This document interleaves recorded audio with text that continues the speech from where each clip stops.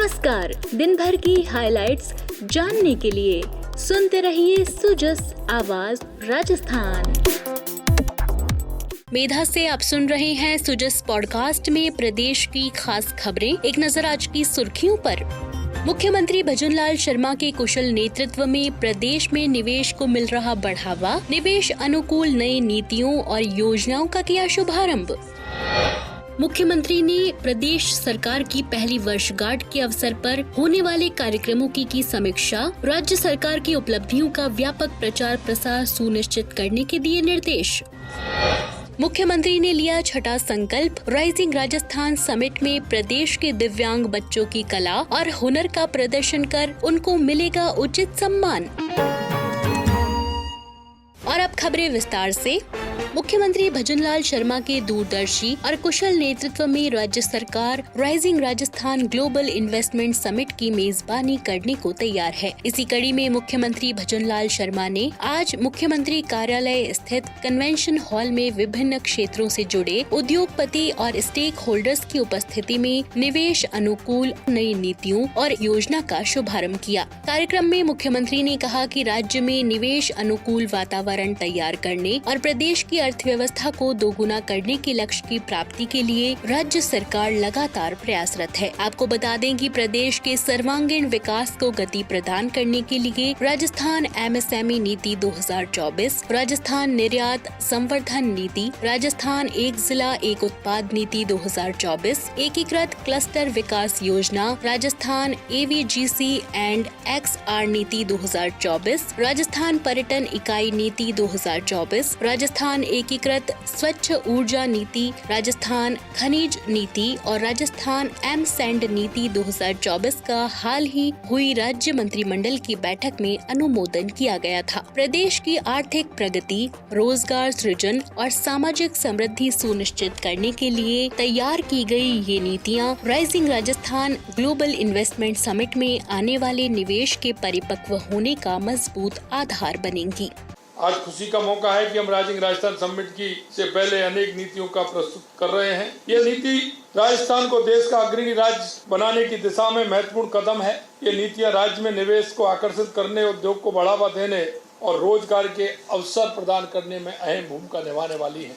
आज राजस्थान एमएसएमई नीति 2024, राजस्थान निर्यात संवर्धन नीति, राजस्थान एक जिला एक उत्पादन नीति 2024, एकीकृत क्लस्टर विकास योजना, राजस्थान एवीजीसी एक्सआर नीति 2024, राजस्थान पर्यटन इकाई नीति 2024, राजस्थान एकीकृत स्वच्छ ऊर्जा नीति 2024, राजस्थान खनिज नीति और राजस्थान एम सैंड नीति 2024 जारी की गई है।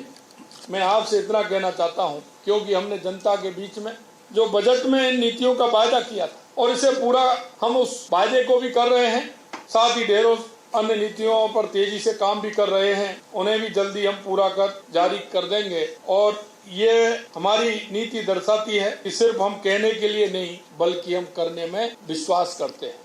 मुख्यमंत्री भजनलाल शर्मा ने कहा कि राजस्थान एमएसएमई नीति के माध्यम से प्रदेश के सूक्ष्म, लघु और मध्यम उद्योगों को ऋण पर अतिरिक्त ब्याज, सब्सिडी, तकनीकी उन्नयन और गुणवत्ता प्रमाणन में सहायता मिलेगी। ये नीति स्थानीय उद्योगों को वैश्विक बाजार में प्रतिस्पर्धा करने में सक्षम बनाएगी। इसी क्रम में राज्य के हर जिले के विशिष्ट उत्पादों और शिल्प को बढ़ावा देने के लिए ये नीति लाई जा रही है। इससे उत्पादकों को वित्तीय सहायता और एकीकृत बुनियादी ढांचा मिलेगा, जिससे उनकी क्षमता संवर्धन के साथ साथ आय में बढ़ोतरी होगी। ये नीति हमारे राज्य के लिए न केवल एक रोड मैप है बल्कि rising Rajasthan global investment summit में आने वाले निवेश को बढ़ोतरी का महत्वपूर्ण आधार भी है और इन नीतियों से हम निवेशकों को एक स्थिर, पारदर्शी और समर्थ वातावरण प्रदान करने का संकल्प भी लेते हैं। राजस्थान सरकार की नई नीतियाँ राज्य के विकास के लिए एक नया अध्याय है। इन नीतियों के माध्यम से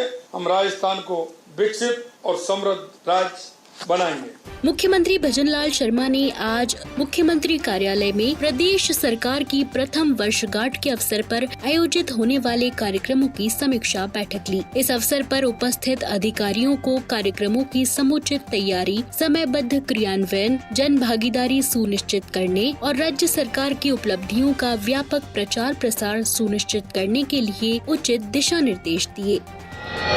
राजस्थान को विश्व में निवेश का प्रमुख केंद्र बनाने के लिए मुख्यमंत्री भजनलाल शर्मा के नेतृत्व में राज्य सरकार आगामी 9 से 11 दिसंबर को राजधानी जयपुर में rising Rajasthan global investment summit का ऐतिहासिक आयोजन करने जा रही है। इसी कड़ी में उन्होंने मंगलवार को छठा संकल्प लिया कि राइजिंग राजस्थान समिट में प्रदेश के दिव्यांग बच्चों की कला और उनकी कुशलता को उचित सम्मान मिलेगा और उनके हुनर का प्रदर्शन इस समिट का प्रमुख आकर्षण बनेगा। आपको बता दें कि इस आयोजन को सार्थक बनाने और एक विशिष्ट पहचान दिलाने के लिए मुख्यमंत्री भजनलाल शर्मा ने 10 दिन तक रोज एक नया संकल्प लेने की पहल की है। मुख्यमंत्री ने कहा कि दिव्यांग बच्चों की प्रतिभा को निखारने का पर्याप्त अवसर मिले तो वे भी अपने जीवन में कौशल और योग्यता से श्रेष्ठ मुकाम हासिल कर अन्य लोगों के लिए प्रेरणा पुंज बन सकते हैं। श्री शर्मा ने कहा कि पेरिस में आयोजित पैरा ओलंपिक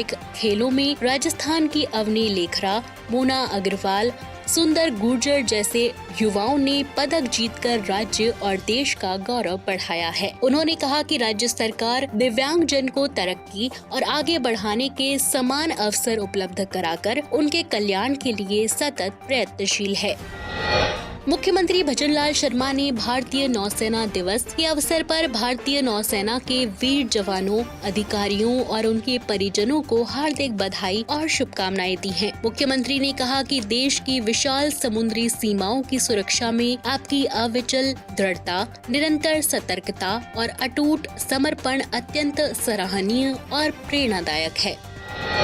राष्ट्रपति द्रौपदी मुर्मू ने अंतर्राष्ट्रीय दिव्यांगजन दिवस के अवसर पर राजस्थान के सलूम्बर और डूंगरपुर जिलों को राष्ट्रीय दिव्यांगजन सशक्तिकरण पुरस्कार 2024 से सम्मानित किया। नई दिल्ली के विज्ञान भवन में मंगलवार को केंद्रीय सामाजिक न्याय और अधिकारिता मंत्रालय द्वारा आयोजित पुरस्कार समारोह में सलूम्बर जिले की ओर से जिला कलेक्टर जसमीत सिंह संधू और डूंगरपुर जिले की ओर से जिला कलेक्टर अंकित कुमार सिंह ने राष्ट्रपति से ये पुरस्कार प्राप्त किया। समारोह में पुरस्कार ग्रहण करने के बाद सलूम्बर कलेक्टर जसमीत सिंह संधू ने बताया कि सुगम्य भारत अभियान के तहत जिले के 1000 से अधिक सरकारी इमारतों को दिव्यांगजनों के लिए सुगम्य बनाया गया है। इसके लिए रैंप और लिफ्ट का प्रावधान किया गया है, जिसके लिए दिव्यांगजनों की पहचान के लिए घर घर सर्वेक्षण किया गया। उन्होंने बताया कि जिला प्रशासन द्वारा चलाए गए अभियान में 5900 से अधिक दिव्यांग प्रमाण पत्र और 4400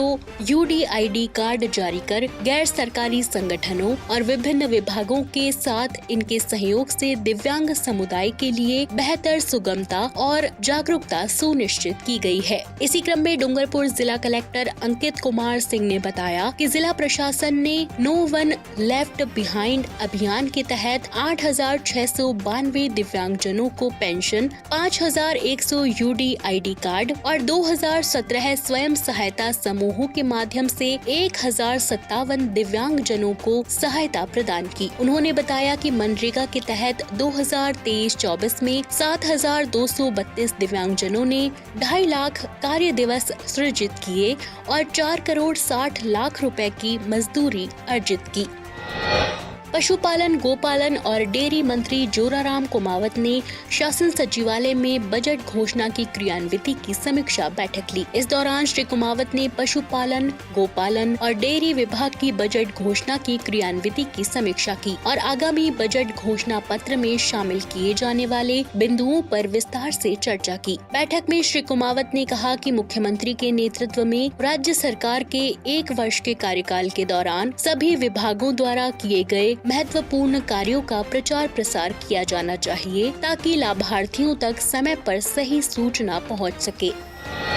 खाद्य नागरिक आपूर्ति और उपभोक्ता मामले मंत्री सुमित गोदारा ने बताया कि माननीय सर्वोच्च न्यायालय और भारत सरकार के निर्देशों के अनुपालना में राष्ट्रीय खाद्य सुरक्षा योजना के तहत राजस्थान के चयनित सभी लाभार्थियों को eKYC करवाई जा रही है। इसकी अंतिम तिथि 31 अक्टूबर थी, अब ये अंतिम तिथि 31 दिसंबर कर दी गई है। उन्होंने बताया कि लाभार्थी उचित मूल्य की दुकानों पर जाकर eKYC करवाना सुनिश्चित करें। ऐसा नहीं करने पर उनका नाम खाद्य सुरक्षा सूची से हटा दिया जाएगा।